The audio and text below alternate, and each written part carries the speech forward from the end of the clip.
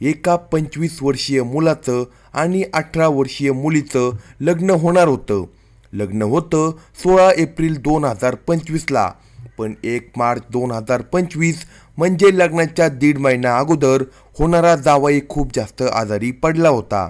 त्या मुलाचे आईवडील दोघेही या जगात नव्हते. तो अनाथ होता, म्हणूनच त्याला भेटण्यासाठी त्याची सासू जाणार होती. ती आपल्या मुलीला आणि नवऱ्याला म्हणते की मी सकाळी जाऊन संध्याकाळी वापस येईल, आणि ती महिला जावयाला भेटण्यासाठी त्याच्या घरी गेली. दोघेजण एकमेकांना भेटतात. जावई सासूला पहिल्यांदा बघत होता. सासू दिसायला फार जास्त सुंदर होती, त्यामुळे ते दोघेजण बराच वेळ बोलत बसले होते. संध्याकाळ होते आणि आता सासू घराकडे जायला निघाली होती. तेव्हा जावई तिला म्हणतो, आत्या तुम्ही जाऊ नका, आजच्या दिवस तुम्ही इथेच थांबा. आणि त्या रात्री सासू तिथे थांबायचा निर्णय घेते. हे दोघेजण त्या रात्री एकमेकांसोबत थांबले होते. दुसरा दिवस येतो. त्या दिवशी पण जावई आपल्या सासूला जाऊ देत नाही, आणि असं बघता बघता 5 दिवस 5 रात्री निघून जातात. जावई आणि सासू त्याच घरामध्ये एकमेकांसोबत राहत होते, आणि त्या 5 रात्रीमध्ये त्या दोघांचे शारीरिक संबंध देखील बनले होते. लग्नाला फक्त 1.5 महिना बाकी होता, आणि या दोघांमध्ये हा सगळा प्रकार चालू होता. समोर जाऊन या दोघांनी असं एक भयंकर पाऊल उचललं की त्यानंतर ते जावई आणि सासूच्या पवित्र नात्याला त्या दोघांनी बदनाम तर केलंच, आणि या घटनेने संपूर्ण परिसर हादरून गेला होता. तर काय आहे संपूर्ण प्रकरण या व्हिडिओमध्ये सविस्तर जाणून घेऊ. जर चॅनलवर नवीन असाल तर लगेच सबस्क्राईब करा. ही संपूर्ण घटना सुरू होते उत्तर प्रदेशच्या अलीगड या ठिकाणी. अलीगड जिल्ह्यामध्ये कौशांबी नावाचे एक छोटंसं गाव आहे. या गावामध्ये जितेंद्र कुमार नावाचा माणूस राहत होता. त्याच्या बायकोचे नाव सपना देवी होतं, आणि त्यांना एक 18 वर्षाची मुलगी होती. त्या मुलीचं नाव शिवानी असं आहे. या मुली व्यतिरिक्त त्यांना 2 लहान मुले देखील आहे. अशा 5 जणांचं हे सुखी कुटुंब होतं. जितेंद्र हा आपल्या गाडीवर कपडे विकण्याचं काम करत होता, आणि त्यामुळे तो 8-8 दिवस घरी येत नव्हता. त्याची बायको त्यांच्या मुलांना घेऊन घरी राहत होती. त्यांच्या मोठ्या मुलीचं वय 18 वर्ष झालं होतं, आणि त्या मुलीचं लग्न देखील करायचं होतं. त्यामुळे त्या मुलीसाठी आईवडील आणि पाहुण्यांनी मुलगा बघायला सुरुवात केली होती. त्यांच्या गावाजवळच एक छोटंसं गाव आहे, आणि त्या गावातला मुलगा जो की 25 वर्षाचा होता, त्याचं नाव राहुल होतं. राहुल आणि शिवानी हे दोघे एकमेकांना भेटतात, बोलतात, आणि दोघे एकमेकांना लग्नासाठी होकार देतात. त्यामुळे घरचे लोक लग्नाची तयारी करू लागले होते. लग्नाची तारीख पण फिक्स झाली होती. 16 एप्रिल 2025 रोजी लग्न होणार होतं. सगळं काही अगदी व्यवस्थितपणे चालू होतं. जी मुलगी शिवानी, तिच्यासाठी या घरच्यांनी 5 लाखांचे सोने चांदी सगळे दागिने करून ठेवले होते, आणि घरामध्ये काही कॅश देखील होती. हे सगळं त्यांनी लग्नासाठी केलं होतं. पण 1 मार्च 2025 हा दिवस उजडला. त्या सासूबाईला असं समजलं की तिचा होणारा जावई राहुल खूप जास्त आजारी पडला आहे, आणि त्यामुळे ती सासू आपल्या जावयाला भेटण्यासाठी त्याच्या गावी गेली होती. ती आपल्या मुलीला आणि आपल्या नवऱ्याला सांगते की मी सकाळी जाऊन संध्याकाळी त्याला भेटून वापस येईल. पण ती महिला जावयाच्या घरी जाते. त्या ठिकाणी बरेचसे लोक होते. ते लोक जावयाला भेटून निघून गेले, आणि जावई आणि सासू दोघे एकमेकांच्या जवळ बसले. या दोघांमध्ये बऱ्याच गप्पा गोष्टी झाल्या होत्या. गप्पा मारता मारता संध्याकाळ झाली होती. त्यामुळे सासूबाई आपल्या गावाकडे जायला निघते, पण जावई तिला म्हणतो, आजच्या दिवस तुम्ही जाऊ नका, मला तुम्ही आहात म्हणून खूप जास्त चांगलं वाटत आहे. सासूला पण तेच पाहिजे होतं. त्या रात्री दोघेजण एकमेकांसोबत राहिले होते. एकमेकांच्या फार जास्त ते जवळ होते. ती रात्र निघून जाते. दुसरा दिवस येतो. त्या दिवशी पण हे दोघे सासू आणि जावई एकमेकांच्या सोबत होते. असं बघता बघता 5 दिवस 5 रात्री निघून गेल्या होत्या. सासूबाई गेली होती एका दिवसासाठी, पण ती 5 दिवस राहून त्या मुलासोबत घरी परत आली. हे 5 दिवस त्यांच्यामध्ये अशा काही गोष्टी झाल्या होत्या ज्या व्हायला नको होत्या. या दोघांना नात्यांचा विसर पडतो, आणि दोघे एकमेकांसोबत अनैतिक संबंध बनवतात. या दोघांना आपल्या गरजा आणि आपली वासना पूर्ण करायची पडली होती. ती महिला आपली घरी जाते आणि त्यानंतर होणारा जावई राहुल आणि सासू या दोघांमध्ये फोनवर संभाषण सुरू होते. जावई आपल्या बायकोला सोडून सासूला जास्त वेळ द्यायला लागला होता. दोघेजण तासनतास फोनवर बोलत असायचे.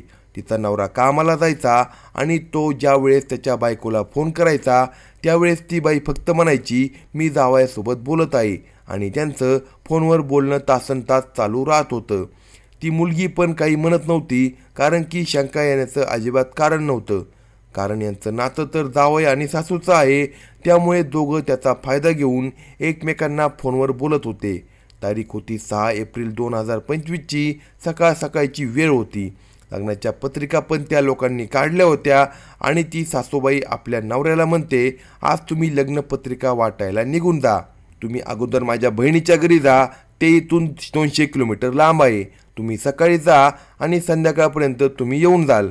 तो व्यक्ती पण साधा भोळा होता, काम करणारा होता.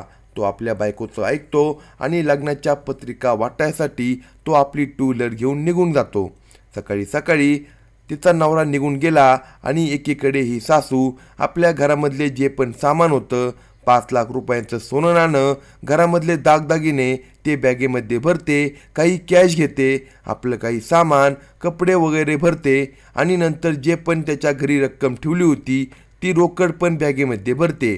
नंतर मात्र ही सासू आपल्या मुलीला सांगते, मी एका पाहुण्याच्या घरी जात आहे, काहीतरी काम आहे, सायंकाळपर्यंत मागे येऊन जाईल. ही महिला दुपारी आपल्या घरातून ती बॅग घेऊन बाहेर पडते.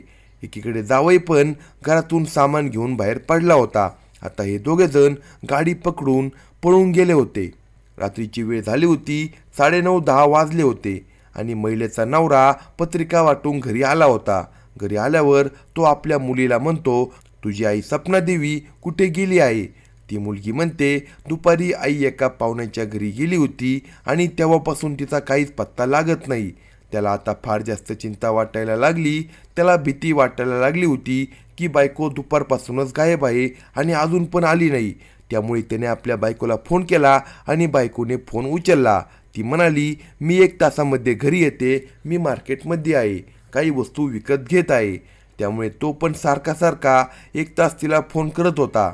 महिला पण 1 तास त्याला सारखं बोलत होती. पण शेवटी 1 तासानंतर त्या बाईने तिचा फोन बंद केला आणि तिचा नवरा इकडे फार जास्त परेशान झाला होता.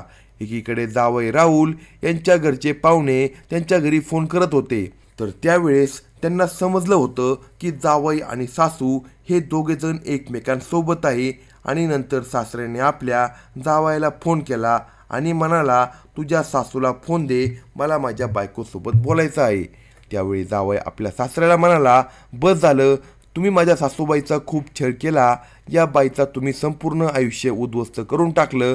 20 वर्ष झालं तुम्ही या बाईचा छळ करत आहात.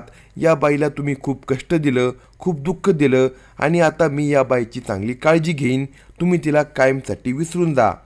त्या युक्तीला समजत नव्हतं की याचा होणारा जावई असं कसं बोलू शकतो, आणि ते पण आपल्या होणाऱ्या सासूबद्दल.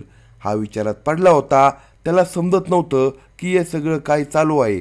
तो आपल्या जावयाला परत एकदा फोन करतो, पण त्याचा फोनसुद्धा बंद येतो. अशामध्ये इकडे खूप जास्त भयंकर वातावरण निर्माण झालं होतं. ती मुलगी आणि वडील आणि जावयाचे घरचे लोक हे सगळे जास्त परेशान झाले होते. त्यांना समजत नव्हतं की सासू आणि जावई यांच्यामध्ये नेमकं काय चालू आहे. हे लोक बाहेर रात्रभर झोपले नाहीत, वाट बघत होते. हे सगळं गाव त्यांना शोधू लागलं होतं की हे दोघेजण नेमके कुठे गेले. शेवटी सकाळ झाली. इकडे म्हणजे सगळ्या लोकांना, नातेवाईकांना या सगळ्या गोष्टी माहीत झाल्या. सगळे लोक यांना फोन करू लागले. याची खूप जास्त बदनामी होऊ लागली होती. यावेळेस एका नातेवाईकांनी सांगितले, तू एक वेळ घरामध्ये चेक कर, तुला काही ना काहीतरी मिळेल. नेमकी तुझी बायको कुठे गेली असेल. आणि ज्यावेळी हा व्यक्ती घरामध्ये जाऊन कपाट चेक करतो तेव्हा त्या कपाटामध्ये पैसे, दागदागिने सगळे गायब झालेले असतात. घरामध्ये 1ही रुपया त्या बाईने ठेवला नव्हता. ती बाई सगळं काही घेऊन पळून गेली होती. अशामध्ये हे मुलगी आणि तिचा बाप हे फार जास्त परेशान झाले होते. यांच्याकडे सगळे गावातील लोक येऊ लागले होते. काही न्यूजवाले, काही नातेवाईक सगळे यांच्या घरी आले होते. यांच्यावर फार मोठ्या दुःखाचा डोंगर कोसळला होता आणि ती महिला आणि होणारा जावई हे दोघेजण कुठेतरी पळून गेले होते. यांचा काही पण शोध लागत नव्हता. शेवटी या लोकांनी पोलिसांमध्ये तक्रार दाखल केली, पण पोलिसांनी FIR लिहून घेतली नव्हती. सासूचं वय जवळपास 40 वर्ष होतं आणि तो मुलगा म्हणजे होणारा जावई 25 वर्षाचा होता. त्यांच्या वयामध्ये 15 वर्षाचा फरक होता. पोलिसांनी पण FIR दाखल केली नव्हती, पण पोलिसांनी त्या दोघांचा शोध घ्यायला चालू केलं होतं. अखेर ज्या दिवशी लग्न होतं 16 एप्रिल 2025, त्या दिवशी हे दोघेजण मंदिरात जाऊन लग्न करून गावात पोहोचले. सासूनी आणि जावयानी लग्न केलं होतं. गावात आल्यावर पोलिसांनी त्या दोघांना अटक केली आहे. अशाच नवनवीन क्राईम स्टोरी ऐकण्यासाठी कलम 302 या मराठी चॅनेलला सबस्क्राईब करा आणि आपल्या प्रतिक्रिया कमेंट बॉक्समध्ये कळवा.